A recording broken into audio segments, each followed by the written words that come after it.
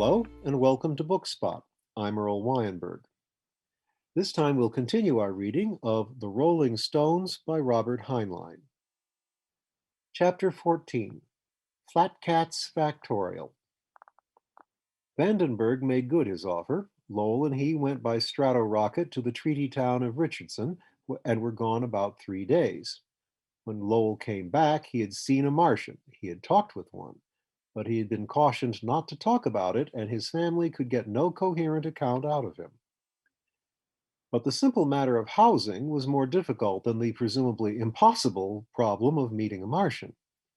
Roger Stone had had no luck in finding larger and more comfortable quarters, even after he had resigned himself to fantastic rentals. The town was bursting with tourists and would be until Venus departure, at which time those taking the triangular trip would leave, a majority in fact. In the meantime, they crowded the restaurants, took pictures of everything, including each other, and ran their bicycles over the toes of pedestrians. Further packing a city already supersaturated were sand rats in from the desert and trying to arrange some way, anyway, to get out to the Hallelujah node in the asteroid belt.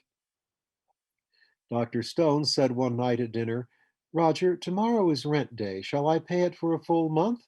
Mr. Devriel says that the Burkharts are talking about staying on." "Pay it for 6 days only," Hazel advised. "We can do better than this after Venus departure, I hope." Roger Stone looked up and scowled. "Look here, why pay the rent at all?" "What are you saying, dear?" "Edith, I've been chewing this over in my mind. When we first came here, our plans, such as they were, called for living here through one wait." He referred to the 15 months elapsed time from arrival Mars to Earth's departure from Mars, using economical orbits. "Then we planned to shape orbit home. Fair enough, if this overrated tourist trap had decent housing, but I haven't been able to start writing my book. When Buster isn't climbing into my lap, his pet is slithering down the back of my neck." "What do you suggest, dear?" "Go to Phobos tomorrow, get the old rock ready to go, and blast for Venus when the others do." Loud cheers, agreed Meade. "Let's go." Dr. Stone said, "Meade, I thought you didn't like Venus." "I don't, but I don't like it here, and I'm tired all the time. I'd like to get back into free fall." "You shouldn't be tired. Maybe I should check you over." "Oh, Mother, I'm perfectly well. I don't want to be poked at." Lowell grinned. "I know why she wants to go to Venus, Mr. McGill." "Don't be a snoop, Snoop," Meade went on with quiet dignity. "In case anyone is interested, I am not interested in Second Officer McGill, and I wouldn't be going in the caravan in any case. Besides, I found out he already has a wife in Colorado." Hazel said, "Well, it's legal. He's still eligible off Earth." "Perhaps it is, but I don't like it." "Neither do I," Roger Stone cut in. "Meade, you weren't really getting interested in this wolf in ship's clothing, were you?" "Of course not, Daddy," she added. "But I suppose I'll get married one of these days." "That's the trouble with girls," Castor commented. "Give them educations, boom, they get married, wasted." Hazel glared at them. "Oh, so? Where would you be if I hadn't married?" "It didn't happen that way," Roger Stone cut in, "so there's no use talking about other possibilities. They probably aren't really possibilities at all if we only understood." Pollux. "Predestination." Castor. "Very shaky theory." Roger grinned. "I'm not a determinist, and you can't get my goat. I believe in free will." Pollux. "Another very shaky theory." "Make up your minds," their father told them. "You can't have it both ways." "Why not?" asked Hazel. "Free will is the golden thread running through the frozen matrix of fixed events." "Not mathematical," object Pollux. Castor nodded. "Just poetry, and not very good poetry." "Shut up," ordered their father. "Boys, it's quite evident that you have gone to considerable trouble to change the subject. Why?" The twins swapped glances. Castor got the go-ahead. Dad, the way we see it, this Venus proposition hasn't been thought out." "Go on. I suppose you have an alternative suggestion?" "Well, yes, but we didn't mean to bring it up until after Venus departure." "I begin to whiff something. What you mean is that you intended to wait until the planetary aspects were wrong, too late to shape orbit for Venus." "Well, there was no use in letting the matter get cluttered up with a side issue." "What matter? Speak up." Castor said worriedly, "Look, Dad, we aren't unreasonable. We can compromise. How about this? You and Mother and Buster and Meade go to Venus in the War God. Captain Van would love to have you. Do you know that? You know that. And slow up. What would you be doing? And Hazel, Mother, are you in on this? Not that I know of, but I'm getting interested. Castor, what's on your mind? Speak up. Well, I will if you'll just let me, sir. You and the rest of the family could have a pleasant trip back home in a luxury liner. Hazel and Paul and I, well, I suppose you know that Mars will be in a favorable position for the Hallelujah node in about 6 weeks. For a cometary type orbit, that is, Pollux added. So it's the asteroids again, their father said slowly. We settled that about a year ago. But we're a year older now, more experienced. You're still not old enough for unlimited licenses. I suppose that is why you included your grandmother? Oh no, Hazel's an asset. Thank you, boys. Hazel, you had no inkling of this latest wild scheme? No, but I don't think it's that wild. I'm caught up and then some. I'm caught up and then some on my episodes, and I'm tired of this place. I've seen the Martian ruins. They're in a poor state of repair. I've seen a canal. It has water in it. I understand that the rest of the planet is much the same, right through to chapter 88. And I've seen Venus. I've never seen the asteroids. Right, agreed Castor. We don't like Mars. The place is one big clip joint. Sharp operators, added Pollux. Sharper than you are, you mean, said Hazel. Never mind, Mother. Boys, it is out of the question. I brought my ship out from Luna. I intend to take her back. He stood up. You can give Mr. DeVril notice, dear. Dad, yes, Castor, that was just a compromise offer. What we really hoped you would do, what we wanted you to do, was for all of us to go out to the Hallelujah. Eh? Well, that's silly. I'm no meteor miner. You could learn to be, or you could just go for the ride and make a profit on it too. Yes, how? Castor wet his lips. The sand rats are offering fabulous prices just for cold sleep space. We could carry about 20 of them at least, and we could put them down on Ceres on the way, let them outfit there. Cass, I suppose you are aware that only 7 out of 10 cold sleep passengers arrive alive on a long orbit? Well, they know that. That's the risk they're taking. Roger Stone shook his head. We aren't going, so I won't have to find out if you are as cold blooded as you sound. Have you ever seen a burial at space? No, sir, I have. Let's hear no more about cold sleep freight. Castor passed it to Pollux, who took over.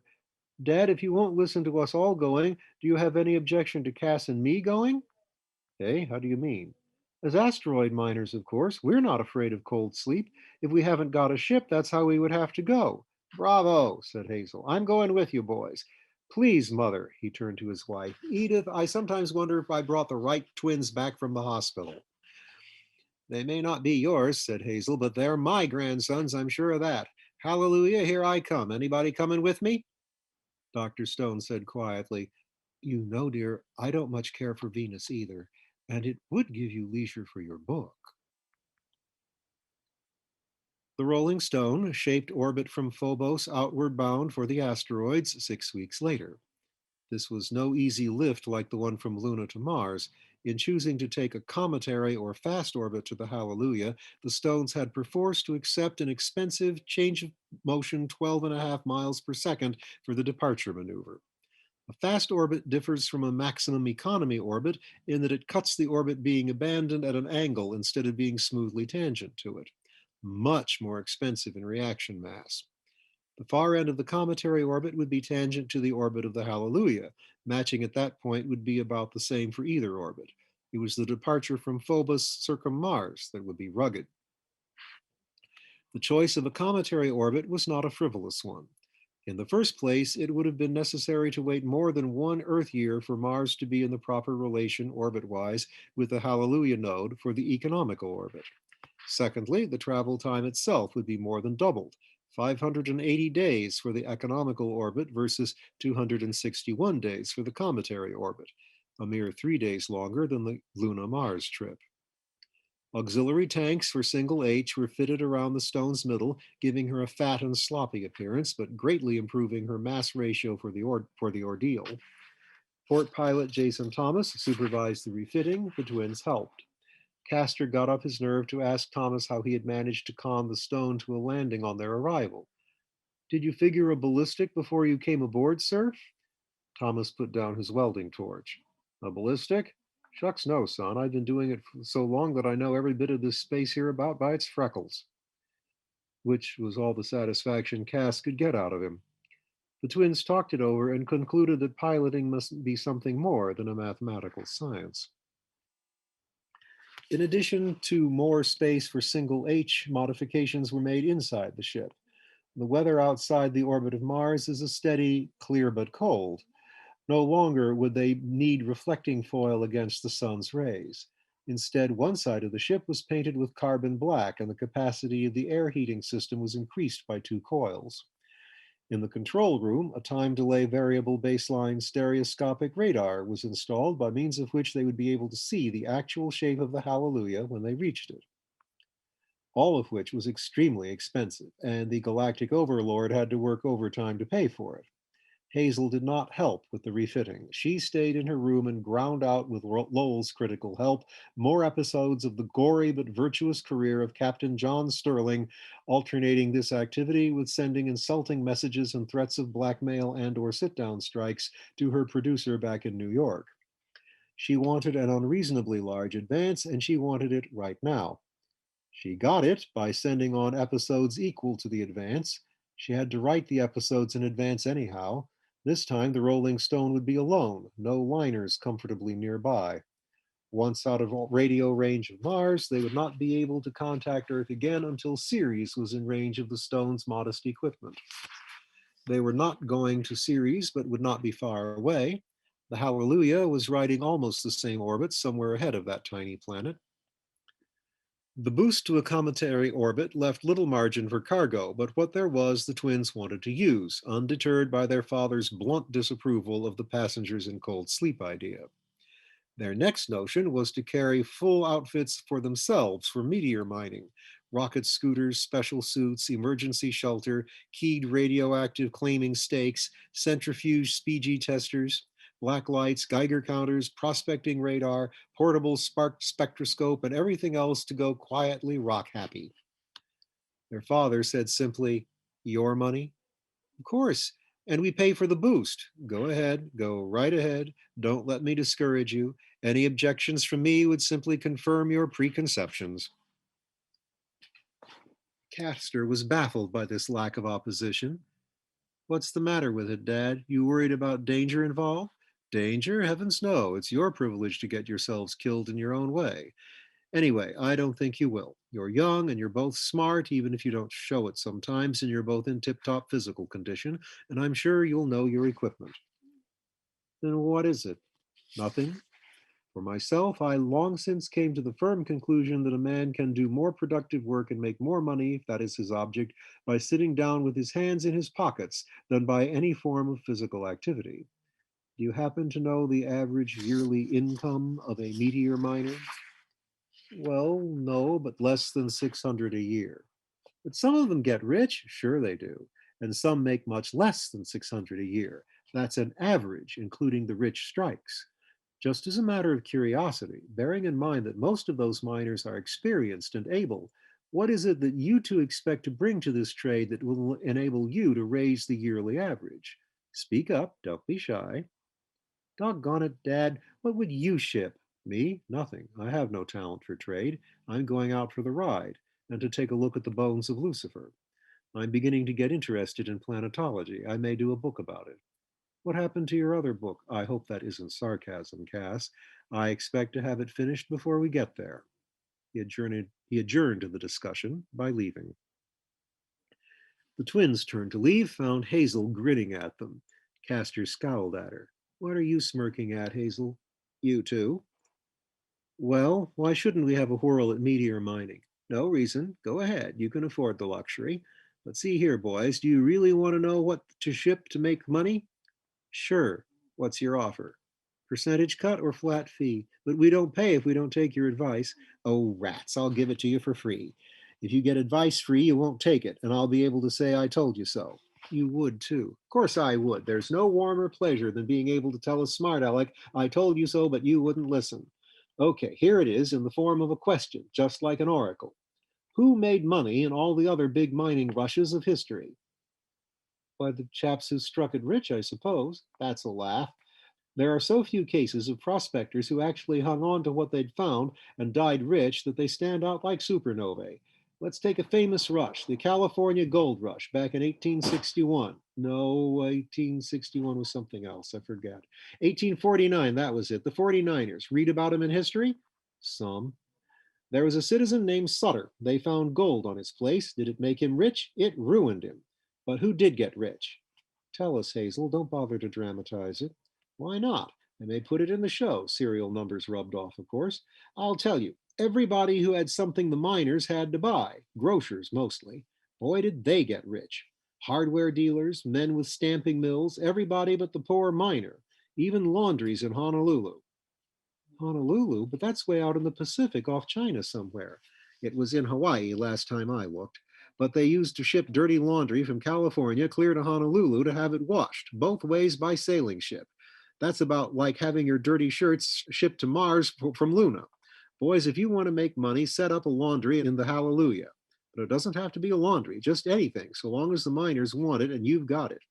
If your father wasn't a Puritan at heart, I'd set up a well run, perfectly honest gambling hall. That's like having a rich uncle. The twins considered their grandmother's advice and went into the grocery business with a few general store guidelines. They decided to stock only luxury foods, things the miners would not be likely to have and which would bring highest prices per pound. They stocked antibiotics and surgical drugs and vitamins as well, and some lightweight song and story projectors and a considerable quantity of spools to go with them. Pollux found a supply of pretty girl pictures printed on thin stock in Japan and intended for calendars on Mars, and decided to take a flyer on them since they didn't weigh much. He pointed out to Castor that they could not lose entirely since they could look at them themselves. Dr. Stone found them, ran through them, and required him to send some of them back. The rest passed her censorship, and they took them along. The last episode was speeding toward Earth. The last weld had been approved. The last pound of food and supplies was aboard at last.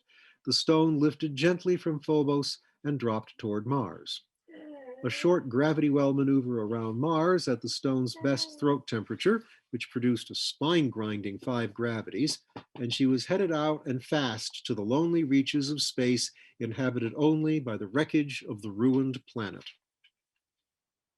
They fell easily and happily back into freefall routine. More advanced mathematical texts had been obtained for the boys on Mars. They did not have to be urged to study, having grown really interested, and this time they had no bicycles to divert their minds. Fuzzy Britches took to freefall as if the creature had been born in space. If it was not being held and stroked by someone, which it usually was, it slithered over the wall and bulkhead and floated gently around the compartments, undulating happily.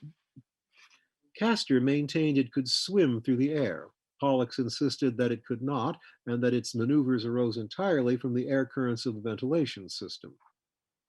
They wasted considerable time, thought, and energy in trying to devise scientific tests to prove the matter one way or the other. They were unsuccessful. The flat cat did not care. It was warm, it was well fed, it was happy.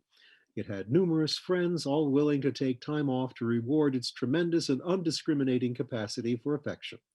Only one incident marred its voyage. Roger Stone was strapped to his pilot's chair, blocking out, so he said, a chapter in his book. So the snoring may have helped. Fuzzy Britches was cruising along about its lawful occasions, all 3 eyes open and merry. It saw one of its friends. Good maneuvering or a random air current enabled it to make a perfect landing on Captain Stone's face.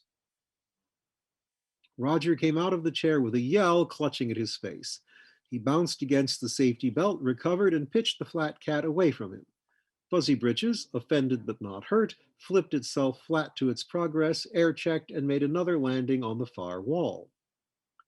Roger Stone used several other words, then shouted, "Who put that animated toupee on my face?" But the room was otherwise empty.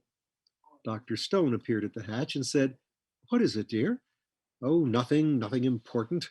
Look, dear, would you return this tail end offspring of a dying planet to Buster? I'm trying to think." "Of course, dear." She took it aft and gave it to Lowell, who promptly forgot it, being busy working out a complicated gambit against Hazel. The flat cat was not one to hold a grudge. There was not a mean bone in its body had it had bones, which it did not. The only emotion it could feel wholeheartedly was love. It got back to Roger just as he again had fallen asleep. It again settled on his face, purring happily. Captain Stone proved himself a mature man. Knowing this time what it was, he detached it gently and himself returned it to Lowell. Keep it, he said. Don't let go of it. He was careful to close the door behind him. He was equally careful that night to close the door of the stateroom he shared with his wife. The Rolling Stone, being a small private ship, did not have screens guarding her ventilation ducts. They, of course, had to be left open at all times.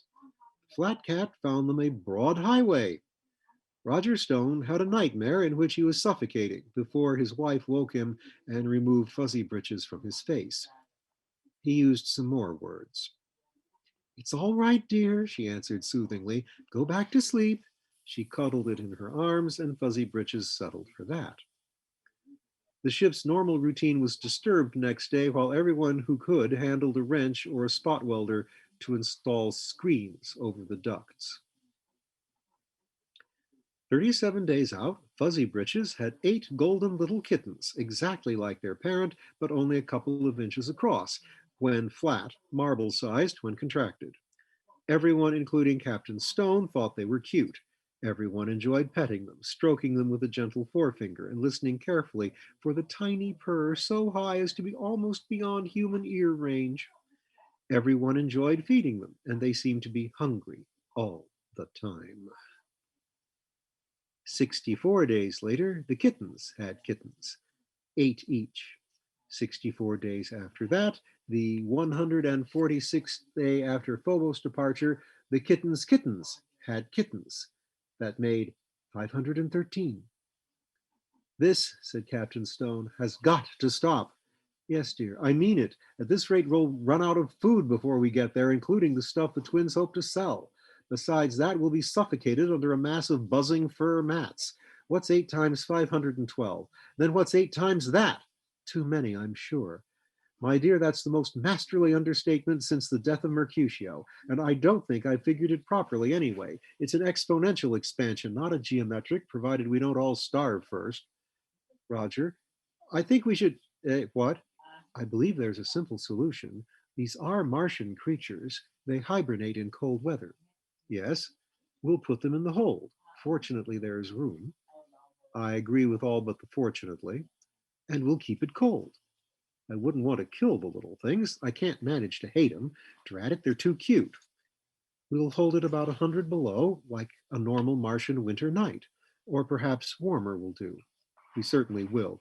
Get a shovel, get a net, get a barrel. He began snagging flat cats out of the air. You aren't going to freeze Fuzzy Britches. Lowell was floating in the stateroom door behind them, clutching an adult flat cat to his small chest. It may or may not have been Fuzzy Britches. None of the others could tell the adults apart, and naming had been dropped after the first litter. But Lowell was quite sure, and it did not seem to matter whether or not he was right. The twins had discussed slipping in a ringer on him while he was asleep, but they had been overheard and the project forbidden. Lowell was content, and his mother did not wish him disturbed in his belief. Dear, we aren't going to hurt your pet. You better not. You do, and I'll space you. Oh dear, he's been helping Hazel with her cereal. Dr. Stone face to face with her son. Lowell, mother has never lied to you, has she? I guess not. We aren't going to hurt Fuzzy Britches. We aren't going to hurt any of the flat kitties, but we haven't got room for all of them. You can keep Fuzzy Britches, but the other kittens are going for a long nap. They'll be perfectly safe, I promise. By the code of the galaxy? By the code of the galaxy.